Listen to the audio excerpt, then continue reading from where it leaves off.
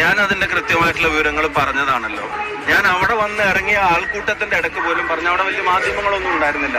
ആരോ ഒന്ന് രണ്ട് ലോക്കൽ ചാനലർ സമരക്കാർ തന്നെ അറേഞ്ച് ചെയ്തായിരിക്കും അവർ ഫോണും കൊണ്ട് വന്ന് നിൽക്കുക.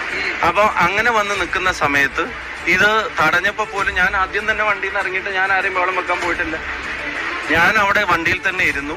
വണ്ടി ആളുകളെ മേല് തട്ടാൻ പാടില്ല, ശ്രദ്ധിച്ചെടുക്കാവൂ എന്നുള്ളത് ഞാൻ അപ്പൊ തന്നെ ആളോട് പറഞ്ഞു. പോലീസ് ഇങ്ങനെ വളരെ ആത്മാർത്ഥമായിട്ട് അവരെ മാറ്റാൻ ശ്രമിക്കുന്ന പോലത്തെ ഒരു അനുഭവം അവിടെ ഉണ്ടായില്ല. കുറച്ചു നേരമൊക്കെ അവിടെ നിന്നോട്ടെ എന്നുള്ള ഒരു ആറ്റിറ്റ്യൂഡ്, ശരി നിന്നോട്ടെ. എന്നിട്ട് പുറത്തിറങ്ങിയിട്ട് ഞാൻ പറഞ്ഞത് ജനാധിപത്യ സമരങ്ങളോട് ഇപ്പൊ സമരത്തിന് ലോജിക്കൊന്നും ഞാൻ കാണുന്നില്ല.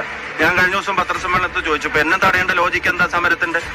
ആ ലോജിക്ക് കേരളത്തിന്റെ മുഖ്യമന്ത്രിക്ക് ബാധകമാണോ? മുഖ്യമന്ത്രിയുടെ പേഴ്സണൽ സ്റ്റാഫുമായിട്ട് ബന്ധപ്പെട്ട്, അദ്ദേഹത്തിന്റെ പാർലമെന്ററി പാർട്ടിയിലെ MLA-മാരുമായിട്ട് ബന്ധപ്പെട്ട് അദ്ദേഹത്തിന് ബാധകമാണോ?